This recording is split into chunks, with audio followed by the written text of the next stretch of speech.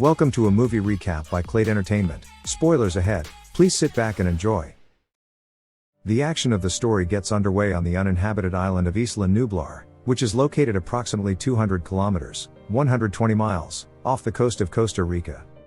As a large number of people working in the construction and animal care industries unload a large container, the creature that is concealed inside is not visible to the outside world.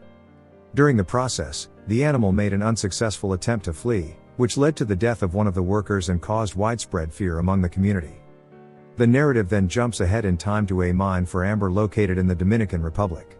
We learn here that the amber extractors are affiliated with a company called Engine that specializes in genetic engineering.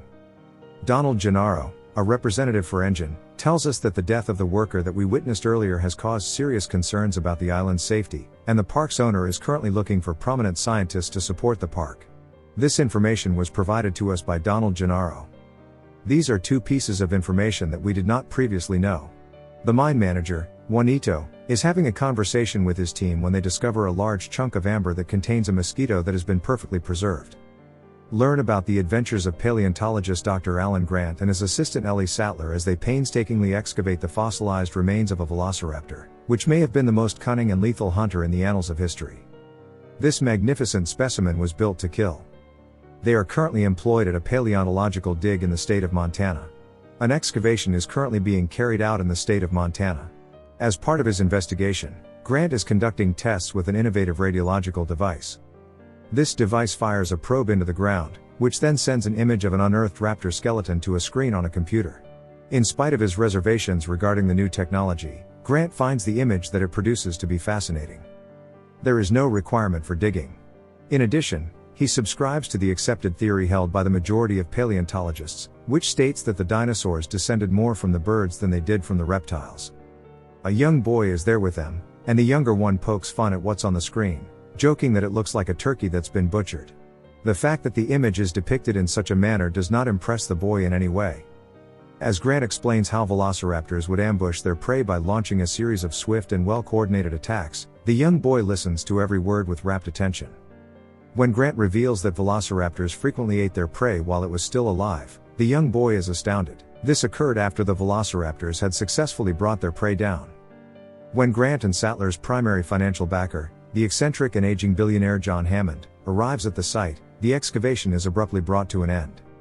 He is bringing them over to support his most recent endeavor, which is the construction of a resort on a remote island, and he brags that the resort's unique biological attractions are guaranteed to drive children out of their minds.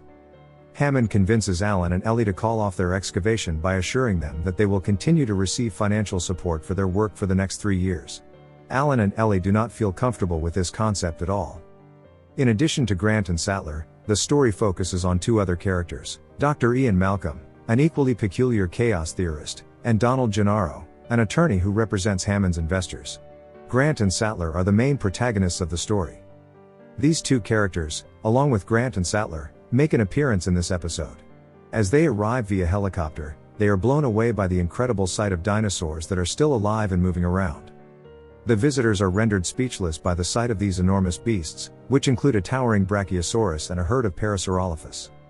Gennaro's offhand remark that we're going to make a fortune off this place is the only thing that breaks the silence for the stunned tourists. When guests arrive at the island's primary resort and command center, they are taken on a guided tour that provides an overview of the process that was utilized in the fabrication of the animals. Only a few DNA strands that were recovered from mosquitoes that survived by feeding on dinosaur blood and spending millions of years trapped inside fossilized amber were used by Engine to successfully clone animals. These DNA strands were used by Engine. After taking a tour of the room where the eggs are incubated, Grant and the other members of the group witness the birth of a baby velociraptor. This gives Grant a profound feeling of unease. He inquires as to which direction the adult quarters are situated. The unique containment facility that was seen at the beginning of the video is a fortified structure that is constructed out of dense vegetation and electrified fences. Because of it, human beings are the only ones who are safe from the most dangerous creature that lives on the island. Grant witnesses the lowering of a cow into the pit, where it is quickly shorn and its insides removed when he is present for the daily feeding of the animals. This takes place while Grant is present. Because of the dense layers of vegetation that make up the jungle, the audience and the tourists are spared the graphic sight of the carnage that is occurring in the jungle. The guests are getting ready to take part in the primary attraction of the amusement park, which is a safari-style tour of the park that will be conducted in a group setting aboard specially electrified Ford Explorers. Their grandchildren, Lex and her younger brother Tim, as well as Grant, Sattler, Malcolm, and Gennaro, are currently traveling with them. The trip will also include Hammond's other two grandsons, Grant and Malcolm, who will accompany them. In the wake of the departing visitors, Hammond makes his way into the primary control room of the amusement park, where he, along with his two computer specialists Arnold and Nedry, monitors the intricate infrastructure. The tour is largely uneventful because two extremely dangerous carnivores, the Tyrannosaurus rex and the Dilophosaurus, refuse to show themselves to the excited tourists. In addition to this, a sick Triceratops has been discovered, and the park's veterinarians will need to assist it. Sattler breaks off from the group so that he can assist with the Triceratops. Because of the impending tropical storm, it has become necessary to cut short the tour, and the majority of the staff will have to sail back to the mainland in order to complete their duties. In the meantime, it has come to light that Nedry is not who he appears to be, rather, he is employed by Biosyn, Engine's competitor, to steal dinosaur embryos from the latter company. In order to steal the embryos, he deactivates the security systems that are strategically placed throughout the park. The electric tour cars fail to work properly, and the electrified fences are not activated, which results in the dinosaurs being able to escape their enclosures. This is a very unfortunate situation. The scene in which a Tyrannosaurus rex breaks free from its enclosure and begins to wreak havoc on the tour cars is the most exciting part of the movie. While Gennaro is devoured and Malcolm sustains injuries that could prove to be fatal, Grant is able to flee the scene with the terrified children.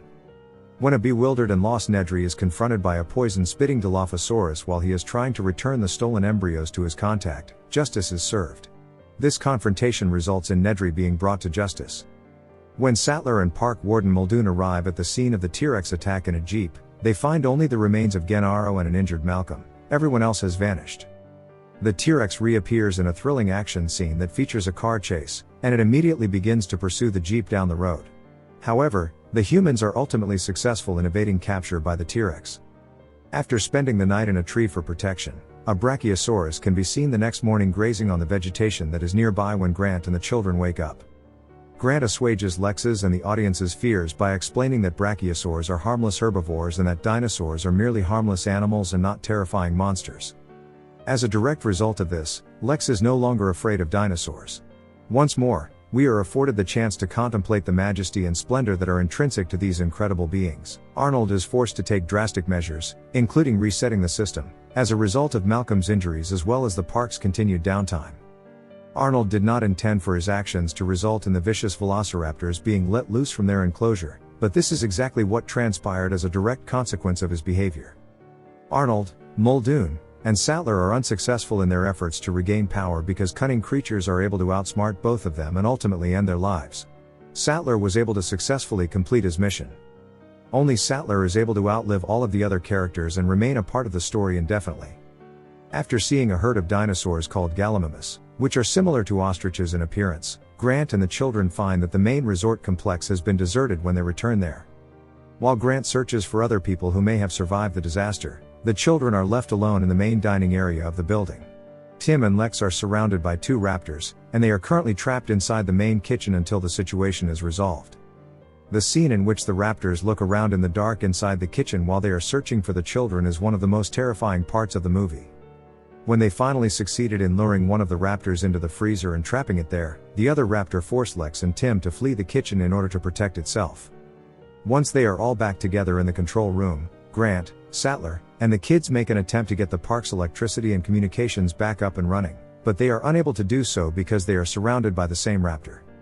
It couldn't have come at a better time when the phone lines and security systems were both brought back online. Despite this, the raptors are still able to successfully break into the control room and continue to pursue our heroes throughout the rest of the structure. The remaining two raptors encircle our heroes, and in the end, they are forced to take refuge in the main atrium. Just as it seemed that there was no longer any chance of survival, a T-Rex came crashing in and attacked the raptors.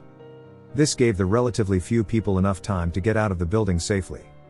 A T-Rex lets out one final triumphant roar in front of a falling banner that reads "When dinosaurs ruled the earth" as the humans are being airlifted off the island by helicopter. The banner reads about the time when dinosaurs ruled the earth.